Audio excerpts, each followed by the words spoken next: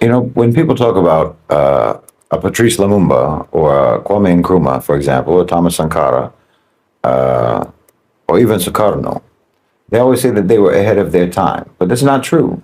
They weren't ahead of their time. They were not revolutionary thinkers, if you know what I mean.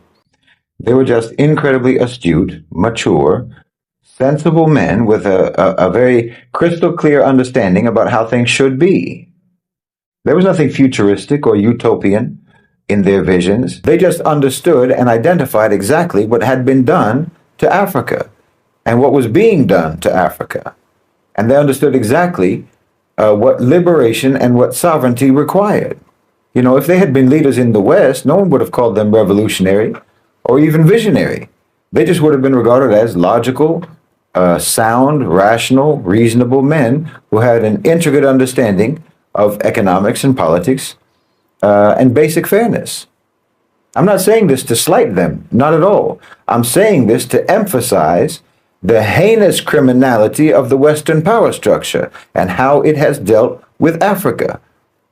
Because if you were a leader in Africa in the 1950s, the 1960s, the 70s, or the 80s, and you had a sound mind, a rational mind, you had an understanding of politics and economics, and you had an understanding of what's required for sovereignty and fairness, well, that made you a revolutionary, calling for, pursuing basic fairness and sovereignty and independence for an African leader, saying things and doing things and implementing policies that just made sense for your nation, constituted rebellion. No, they weren't ahead of their time. Time refused to advance. Time was being held back, especially in Africa. The West, Europe, the UK, and America refused to allow Africa to exist in the present day. Not just Africa, of course, all across the global South. But nowhere was this more the case than in Africa. You understand? I pointed out before, more than once, relationships between countries, between continents, evolve and develop and change over time. We've seen drastic changes in international relationships in just the last 20 years. In fact, we've seen drastic changes in just the last 4 or 5 years. Even the last 100 days, to be honest. But the West's relationship with Africa has remained essentially the same for 1,000 years. Subjugation and extraction, looting and pillage. So for Lumumba or Nkrumah, it was the 1960s, but for the West, it was still the 1860s, the 1760s, the 1660s. For the West, Africa was frozen in time, and they kept it frozen in time by force. They kept it frozen in time by violence, by assassination, by coups, by invasions, and by hostage governments and collaborators. They kept it frozen in time by predatory lending, by neoliberal policy coercion, by manufactured debt and abusive trade policies. When they can't send soldiers, they send consultants. So no, those great leaders weren't ahead of their time. The West stopped time in Africa. And understand this, when you arrest the forward movement of a people, when you stop them in time like that, you're not just stealing their wealth, you're stealing their future. You're robbing them of possibility. You're burying generations that have not even been born yet under the rubble of your exploitation. Because what could have been created, what could have been discovered, what could have been achieved, it never gets a chance to exist. The mind of Thomas Sankara, the determination of Patrice Lumumba, the vision of Nkrumah, these weren't anomalies. They're the normal, natural, healthy state of a decolonized mind, of a liberated mind coming from a liberated people. They're examples of what Africa would have been, should have been, and inshallah bi'ithnillah still will be. But the West systematically crushed the conditions necessary even for normalcy to flourish. You see, you don't just kill the leaders when you kill the leaders or when you overthrow the leaders. You steal the future that those leaders could build. Allah subhanahu wa ta'ala said in the Quran that when you kill one person unjustly, it's as if you killed all of mankind. Well, that isn't just metaphorically true. In the case of the leaders that the West has destroyed in Africa, they also destroyed millions of lives along with them. Millions of living and unborn lives have been destroyed in terms of their hopes, their opportunities, their rights, their freedom, their independence, their sovereignty. Well, you can trace the carnage going on right now in Congo today. Hello guys, good evening, good afternoon, good morning, wherever you are now. Welcome to my YouTube channels once more. Team Tesi Reaction is my name. Hope you are doing well. Make sure you subscribe, you like, share and comment. Today I have a visitor called Shahid Bolsen. Today I've brought here Shahid Bolsen. He wants to talk about he has sent a warning to United States and this Western country for being threatening Ibrahim Traore. He has said that Ibrahim Traore is now a visionary leader and all Africans must rally behind Ibrahim Traore. But before that, let's watch this video until the end and I will come back with more comment. Now in Congo today, all the way back to the assassination of Patrice Lumumba, they assassinate the idea. They assassinate the man who represents the idea, so that future generations will look back and go, well, you know, they tried and they failed, so we better not bother. It's psychological warfare across time. Because if you can make a people believe that liberation is impossible, if you can make them believe that wanting sovereignty is naive and that dignity is an unrealistic hope, then you don't even have to conquer them anymore. They'll remain conquered inside themselves. And please understand, when we talk about people like Sankara, Nkrumah, Lumumba, Sukarno, we're actually just talking about the natural state of a decolonized mind. We're not talking about something extraordinary. We're talking about what's supposed to be normal, not exceptional, normal. They didn't have utopian visions for their countries. Like I said, they wanted their countries to be normal. But the West would not allow it. And back then, the West had the power to prevent it. The relative power, that's the key point. They had the relative power to prevent it.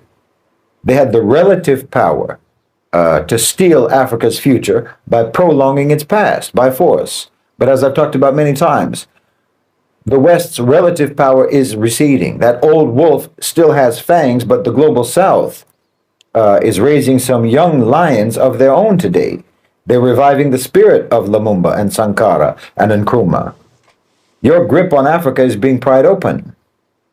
And yes, of course, I'm talking about Ibrahim Traore in Burkina Faso. And all the leaders in the Sahel Alliance countries, obviously, but especially Ibrahim Traore. You know, it's often only in retrospect that we recognize the magnitude of a figure who shifts the course of history. It shifts the course of events in the world. But if anyone's paying attention, you can all see that Ibrahim Traore is clearly one of the most consequential leaders, not just in Africa, not just in the Muslim world, but in the entire global South and in fact, in the world. You know, I said on X the other day that Ibrahim Traore is the most important Muslim leader in the world today. More than Erdogan, more than MBS, more than anyone else, because of what he represents. You know, of course, I had a lot of fake Pan-Africanists in my comment section getting mad about the fact that I was referring to Ibrahim Traore as a Muslim leader, because they only want to identify him exclusively as a black leader or as exclusively as an African leader. They don't want to acknowledge the fact that he is a Muslim, because in their CIA-produced Pan-Africanism, they're ready to exclude 500 million Africans from Africa. They're so propagandized in their mind by the CIA and by the intelligence that they think being African and being Muslim is a contradiction. They've fallen for the old divide and rule tactics of the colonizers. Their indoctrinated brains will short circuit over the inconvenient fact that the most admired and the most heroic leaders in Africa today are Muslims. In Burkina Faso, in Niger, in Senegal, even Naledi Pandor in South Africa is a Muslim, taking the Israel to the ICJ. Just because Ibrahim Traore doesn't wear his religion on his sleeve, and just because he doesn't taqwa signal, you know, all the time like some so-called Islamist, you think we don't get to claim him as part of our ummah? We don't get to say that he's a Muslim leader, but he is a Muslim leader. He's an African leader who's a Muslim. And I'm sorry to tell you, but again, the fact of the matter is that the best leaders you have in Africa today are the ones who are Muslims. You can get mad about it all you want. You can say, why does Shahid have to bring up religion? Why do you have to bring religion into it? But that's just a way of gaslighting about the fact that you don't want religion to be brought into it. You want to keep religion out of it. No, Ibrahim Traore is fighting those Western-backed, Western-trained, Western-funded jihadi groups because he's a Muslim. Nobody has suffered more from those mercenaries than the Muslims have. Suffered more from their violence and suffered more from the warped image of Islam that spread by their violence. Now, when Ibrahim Traore stands up to those French and Ukrainian-backed psychopaths, he's standing up for real Islamic values, whether you like it or not. From the perspective of Middle Nation, from my perspective, from the prism through which we analyze the struggle for justice and sovereignty and dignity, Ibrahim Traore's emergence is nothing short of historic. I mean, alhamdulillah, we have many great Muslim leaders in the world today, despite what everyone says. We have great leaders, many. But in my opinion, Ibrahim Traore is the most important. Burkina Faso, the land they call it, the land of upright people, has again produced an upright man, not only for their country, not only for the Ummah, but for all of humanity. First, they gave us Thomas Sankara, who was a Catholic, but his life was extinguished before he could ever reach the full, before he could realize his vision. But today, in Ibrahim Traore, we see that vision revived and refined and aligned with the consciousness of Islam. We don't have any hesitation acknowledging Thomas Sankara. We're proud of anyone, regardless of their faith, who stands for justice. You know, there were many leaders, heroic leaders in the Global South, particularly in Latin America, who were inspired by the so-called liberation theology within the Catholic Church. Even if their own church hated them for it, we salute them. You know, even those with no faith, who genuinely struggle for the rights of their people, we salute them. It's a part of our faith, it's a part of our religion to appreciate those who genuinely stand for justice, even if we know that their vision is never going to be complete without Islam. So if you want to be proud of Ibrahim Traore because of just his skin color, go ahead. If you want to be proud of him because of his country or his continent of origin, go ahead. But we're proud of him because of his belief. He's our brother in belief. We're proud of him because of his faith. And anyone who wants to deny that or deny us that, well, you're just petty and foolish and ideologically shackled. Ibrahim Traore led a coup against a government that was subservient to its foreign masters. You know, there's been many, many coups across the continent, but usually those just replaced one neo-colonial agent with another, usually. But Ibrahim Traore is different. He's not just changing the government. He is uprooting the whole system of neo-colonial domination, and he's succeeding. He's understood what many people have failed to grasp, which is that independence is meaningless if you don't sever the control of the owners and controllers of global financialized capital. He's understood that security is a myth as long as it depends on the military patronage of your former colonizers. And he's understood that sovereignty is impossible under the shadow of Western tutelage. He's not merely a head of state. Ibrahim Traore is the revolutionary archetype of the 21st century. He was forged in the reality of Western-backed insurgency and Western economic warfare and propaganda. Because, you know, today the fight for freedom is not just waged by armies anymore, but by narratives and by resource policies and by alliances and by collective sovereignty. Traore has made the choice to look towards Russia and Turkey and towards other new centers of power in the multipolar world. That's strategic. Not because they're perfect allies, but because he recognizes the necessity of breaking the Western stranglehold on Burkina Faso. This is pragmatism in service to principle. This, again, is the methodology of Middle Nation. It's engagement without submission, cooperation without subjugation. It's trade-offs without selling out. He also understands, crucially, that Africa's liberation cannot be rented from outside. It has to be rooted in the reclamation of Africa's own wealth. You know, his moves to exert control over Burkina Faso's gold, building indigenous defense capacity and food sovereignty, these aren't just political decisions. These are acts of civilizational self-respect. It's a declaration that Africa's children will no longer be bled dry for the enrichment of Western imperial capital. We see Ibrahim Traore as a brother, not simply because of his faith, but also because of his fight, because he embodies the spirit of the Quranic guidance to stand firmly for justice, even if it is against your own selves, even if it is against those who are in power, and even if it is against the odds. Burkina Faso isn't just a battleground today for the Burkinabe people. It's the front line in a global struggle for liberation. What Ibrahim Traore is doing is echoing in the Sahel, in Niger, in Mali, across Africa, across the Ummah, across the global south, and across the world. Every oppressed people around the world can now look to Burkina Faso and to Ibrahim Traore and say liberation looks like it's actually possible. But obviously, the global order trembles at the prospect that anyone is going to follow his example. They're afraid of his courage and his clarity and his defiance in the face of Western power and Western threats, and they should be afraid of that. They should tremble because they know the jig is up.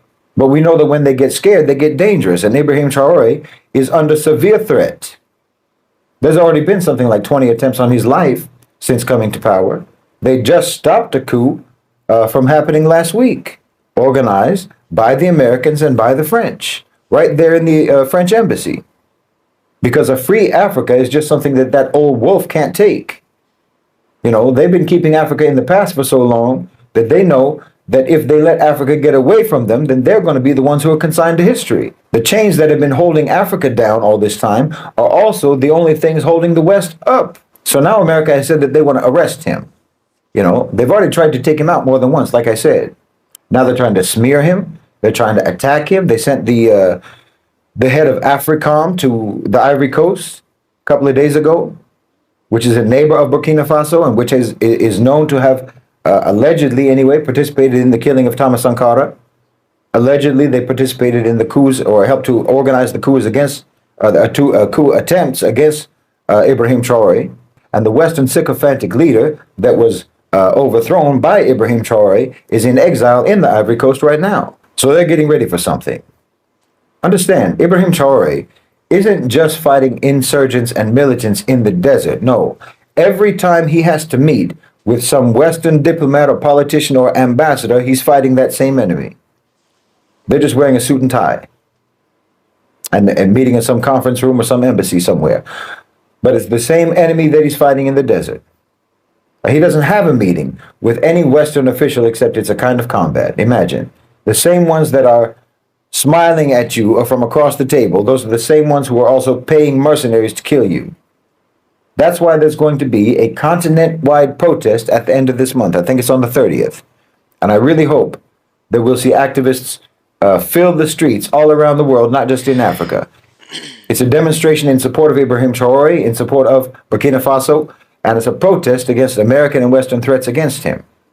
And I really hope, wallahi, that we see massive numbers globally participating in this. Wallahi, I hope that even we'll see people of the Ivory Coast turn out for it.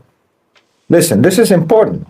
Burkina Faso is important. Ibrahim Traore is important for everyone, not just for Africans, not just for the Burkinabes. This isn't about idolizing the man. It's about understanding the importance of what he represents. And what he represents is a paradigmatic shift that the whole world needs. You understand me? The OCGFC have been on a path of power consolidation for decades, accumulating more and more power in fewer and fewer hands, and leaving almost nothing beyond their control. We are in a struggle against this consolidation. Do you understand? It's a struggle for decentralization. That's the essence of it. That's what multipolarity is. It's decentralization. We need to pursue, protect, and preserve variance. They don't want there to be any options. They don't want there to be any divergence, any independence. But see, they built their power structure initially on the assumption that American power would last forever. Now they're understanding that they have to recalibrate. They need to transition. It's like they built one of those Jenga towers on a kitchen table, and now they have to relocate it. They have to move that tower all the way across town without it falling apart. Because now you have to move to the global south. It's a completely different terrain than what they're used to. So they're going to try to eliminate as many variables as they can to try to manage this transition so they come out on the top. Because they don't want their tower to fall apart. But if their tower falls apart, that is liberatory for everyone on this planet. Burkina Faso, as I say, represents decentralization. It represents variance. It represents a threat to the power consolidation. They see Ibrahim Traore as a glitch in their system. But their system is a virus on humanity. Burkina Faso represents not only the promise of African liberation, but liberation for all of us. And the instinct for liberation is not a bug in the human software, it's a feature. So everyone should do whatever they can, and we should all do all we can to try to defend and protect Ibrahim Traore. Because wallahi, this is a matter of self-defense. Ibrahim Traore isn't simply a political figure. He's a turning point. Welcome back. Hope you have watched the full clip. Welcome back. Team Tesi Reaction once more is my name. And thank you for my loyal supporters who are continuing supporting me through your subscription. And also comment, like, and share. So, Shahid Bolson is a fearless activist. He's unafraid. He don't afraid anything. That man is a revolutionary leader, and this time he has come out and condemned and also sending a tough message to these Western countries from interfering with Africa. As we all know that Africa is the home of the black people, and we were colonized by these Western countries, and we also these countries has been ruling us for so long and has been benefiting from our resources and has been using us as a puppet to them. So Shahid Bolsen has come out and he has really challenged us, we as Africa, and especially on what is happening now. He has told us that we must rally behind Ibrahim Traore from being arrested. We know that Ibrahim Traore is a world leader now, is a global leader. He has also told us that Ibrahim Traore, when you see Ibrahim Traore, you remember this, the likes of Thomas Sankara from Burkina Faso who were assassinated in 1987. He was only 38 years old. Then you can remember the Kwame Nkrumah of Ghana.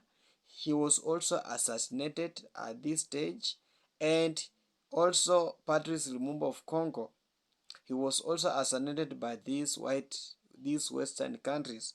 He has now come out and advises that we African, we must not look down. We must defend our own. Let's not be a history. Because we find Africa now is praising Thomas Sankara, but at that time they were not defending that Sankara, but for now they are praising him. And they have forgotten that for now we have a leader who is more than the blood of Sankara called Ibrahim Traore. So for now we must defend Ibrahim Traore. He has called us and said that these people, they don't want to see any revolutionary leader. As all know that a Traore now is a revolutionary leader. He is a pan-Africanism. He is fighting for rights of Africa. When now he speaks, all whites listen. He has also told that Africa, these people must stop this habit of coming back to Africa. Africa must remain independent, because for now we have our own natural resources. These natural resources can benefit we as Africa. We don't want to depend from these Western countries. He has also said that these people using our resources to gain mileage, because these people, what Traore has done in Burkina Faso is now cleaning the colonialism. He is chasing away the colonialism so that the Burkina Faso country remain independent, and also we want to remain independent so that as we move forward we must be independent and develop our country. He has also said that these Western countries likes looting from we as African.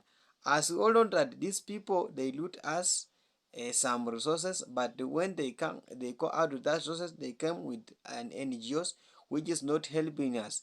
This NGOs was condemned by Ibrahim Traore. He said that we Africa must stop this. We are tired of imperialism. So these people has been so cruel to us. They have used us, they give us this and just that they can loot our money. So another thing, these people, they don't like a visionary leader. When they see a visionary leader, the only thing they can do is to overthrow him and kill his vision. So when he overthrows somebody, you have killed him. We know that uh, Ibrahim Traore came into power through coup that happened 2 years ago, but the person who was removed from power is now in Ivory Coast and is the one linking with these Western people so that they can come and arrest Ibrahim Traore. They are accusing Ibrahim Traore of using his power by stealing gold and benefiting himself, but we know this is lie. The resources of Burkina Faso now belong to the people of Burkina Faso. As we all know that Ibrahim Traore now is a leader in the club. He's a global leader. He's no longer an African leader. The previous video, Julius Malema declared that Traore is now African leader. He's a global. When he speaks, when somebody wants to come to Africa, he must now visit through Traore because he's now the African leader.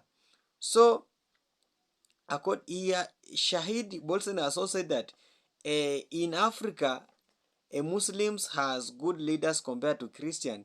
As we all know that Thomas Sankara was a Muslim, Gaddafi was a Muslim, and also Guruma. So, and now Ibrahim Traore is a Muslim. He is doing a very good work compared to those who are called Christians, because Muslims cannot be used as a puppet, but we Christian, we are mostly used as a puppet. So Shahid has told us that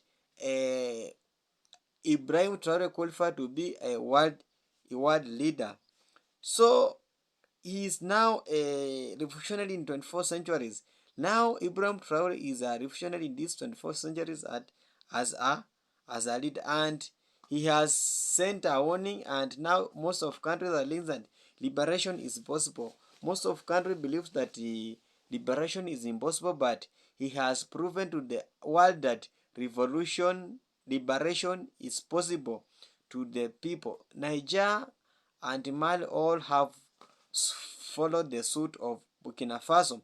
So Ibrahim Traore has stopped a last coup which was to open on 30th. He stopped that coup. He was to arrested, but he stopped being arrested. He also protecting the Africa. So Ibrahim Traore, the one who was take from him, is now in exile in Ivory Coast. He's the one organizing the coup against this. He's now promoting this Western country. They want to come from Ivory Coast so that they can overthrow the Ibrahim Traore. So for now, we need to stand with Ibrahim Traore because of what is going on. We don't want to lose another Thomas Sankara, because he's likely Thomas Sankara because of his vision and his Pan-Africanism towards the Africa. Thank you so much once for watching my video, and remember to subscribe to my YouTube channels, share, like, and comment. Bye for now. I'll come back with more updates. Thank you for now.